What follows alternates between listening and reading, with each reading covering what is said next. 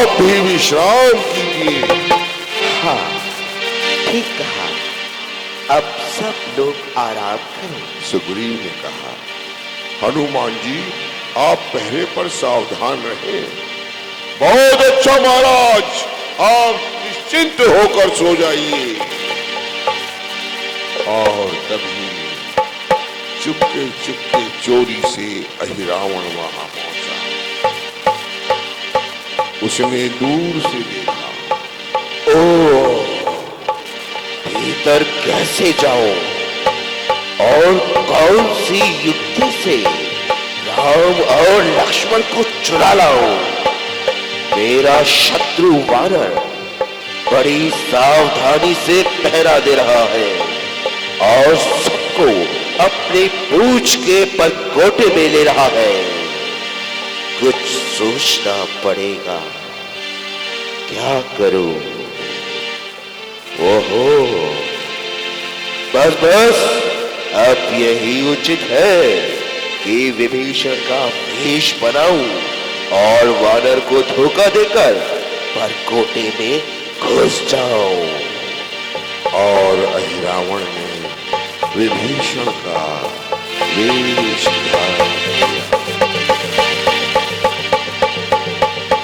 राम राम राम राम राम राम राम राम। जय श्री राम। कौन है? वही खड़ा है, आगे कहाँ जाता है? जय हो, जय हो, प्रभु जानकी नाथ की जय हो। कौन है भाई?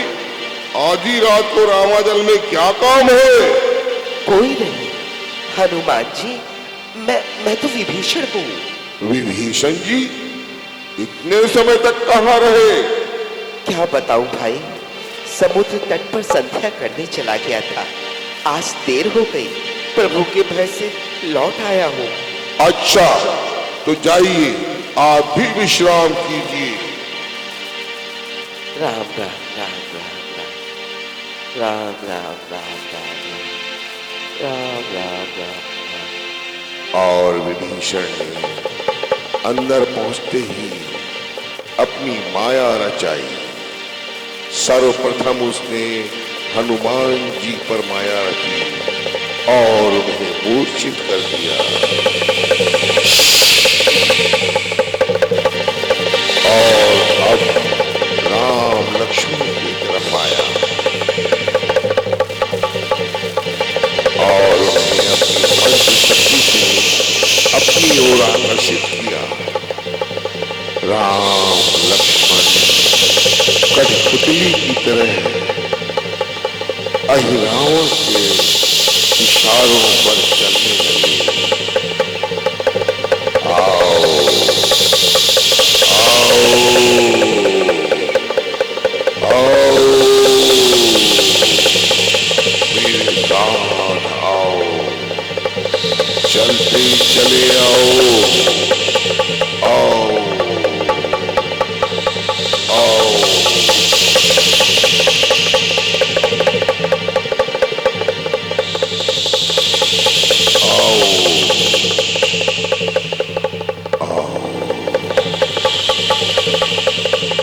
और श्री राम लक्ष्मण को लेकर अहिरावण चला गया पाताल लोक की ओर। इधर प्रातः काल होने पर सब जागे और जागते ही सब एक दूसरे से पूछने लगे, अरे प्रभु कहाँ है? प्रभु कहाँ चले गए? कहाँ चले गए? लक्ष्मण जी का ही पता नहीं है। हाँ भाई। अंगद ने कहा, क्यों जामन जी, आपको कुछ ज्ञात है क्या? नहीं भाई, मैं तो तुम्हारे पास ही सो रहा था। नल ने कहा, हनुमान जी आप ही बतलाइए, प्रभु कहाँ चले गए? हनुमान जी ने कहा, क्या बताऊं भाई, मैं स्वयं आश्चर्य में हूँ। अंगद बोले, हाय हाय, अब रावण का संहार कौन करेगा? माता जानकी कैसे जीवित रहेंगी? जामवंत ने कहा, हनुमान जी रात्रि में तो आप ही पहरा दे रहे थे, तो प्रभु कैसे चले गए? क्या बताऊं जामवंत जी, रात में यहाँ कोई भी नहीं आया। हाँ, केवल विभीषण जी ही तो संध्या कर लौटे थे। नहीं नहीं, मैं तो यहीं पर था। है? ये आप कैसे कह सकते हैं? मैंने स्वयं देखा कि आप अर्धरात्रि को आए थे। क्या मैं? आप यही रूप था? बिल्कुल यही। और ऐसी ही बोली? जी हाँ, ऐसी ही। बस मैं समझ गया। प्रभु को पाताल का राजा अहिरावण हरकर ले गया है। संसार में वही इतना चालाक राक्षस है जो मेरा रूप बनाना जानता है और बोली बोलना जानता है। अंगद ने कहा, तो अब क्या होगा? हम प्रभु को कैसे पाएंगे? बस जिसमें बल हो वो सीधा पाताल जाए और अहिरावण को जीतकर प्रभु को छुड़ा लाए। सुग्रीव ने कहा, तो ऐसा महान कार्य हनुमान जी के सिवा और कौन कर सकता है? हाँ हाँ, मैं ही जाऊंगा और 14 भुवन तीनों लोकों में प्रभु जहां भी होंगे वहीं से खोज कर लाऊंगा। धन्य है केसरी नंदन, तुम्हें धन्य है। लो मैं जाता हूँ, आप सब लोग सावधान रहना। जय श्री राम। जय जय श्री राम। और हनुमान जी चल दिए पाताल लोक की ओर।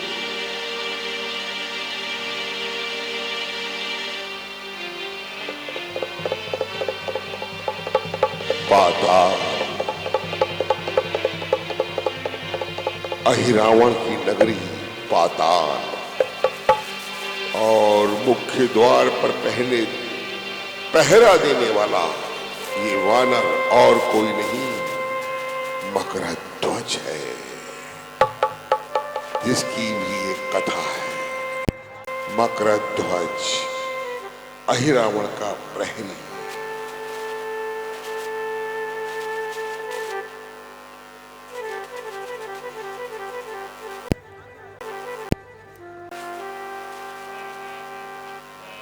मकरध्वज पाताल लोक का पहरेदार।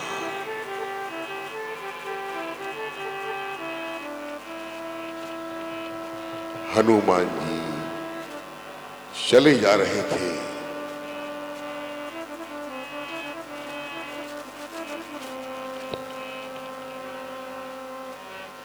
तभी मकरध्वज ने उन्हें देखा। कौन है जो ऐसा निडर होकर नगर में घुसा जा रहा है? और तू कौन है जो ऐसा मेरे मार्ग में रोड़ा कर रहा है? जानता नहीं, मैं पवन सुत हनुमान का पुत्र हूँ। हनुमान का पुत्र? तेरा नाम? मकरध्वज। ओहो, अरे मूर्ख, ऐसे खोटे वचन क्यों बोलता है?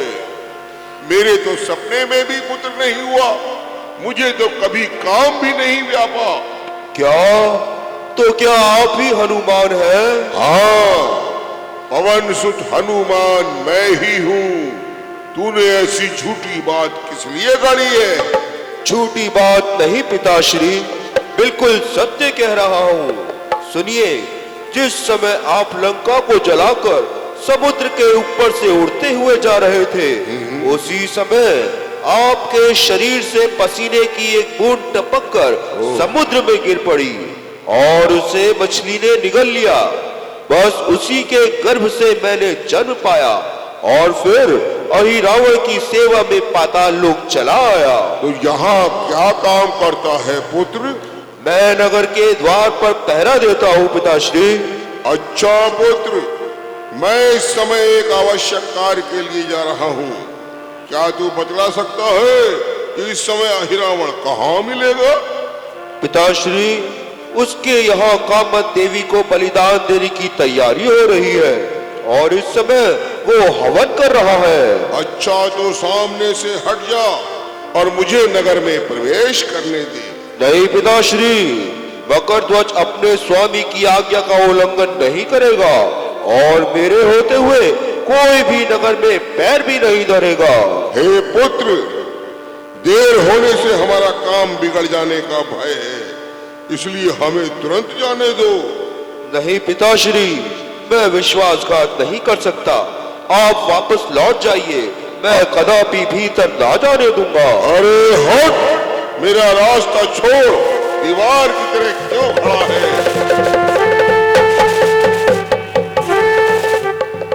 ये नहीं हो सकता पिताश्री, आपको लौट जाना पड़ेगा, अन्यथा मुझसे युद्ध करना पड़ेगा। हाँ, तो मैं तुझे अभी बंदी बनाता हूं। और हनुमान ने मकरध्वज को बांधकर वही द्वार पर डाल दिया और जा पहुंचे कामत देवी के मंदिर में। वहां पहुंचकर उन्होंने कामत देवी को रसातल में धंसा दिया और स्वयं कामत देवी का रूप धारण करके वहां बैठ गए।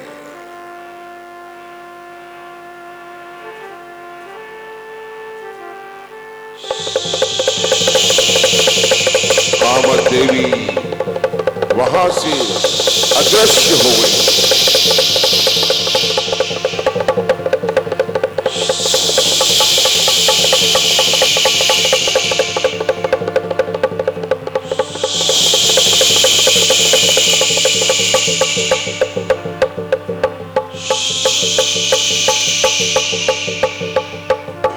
महाराज, आज्ञा दीजिए, इन दोनों का सिर उड़ा दीजिए और माता भवानी को भेंट चढ़ा दीजिए।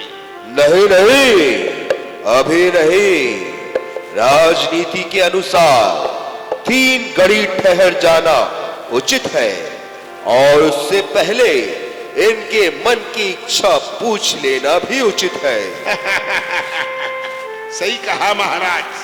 हे माता भवानी के बलिदानों, अब थोड़ी देर और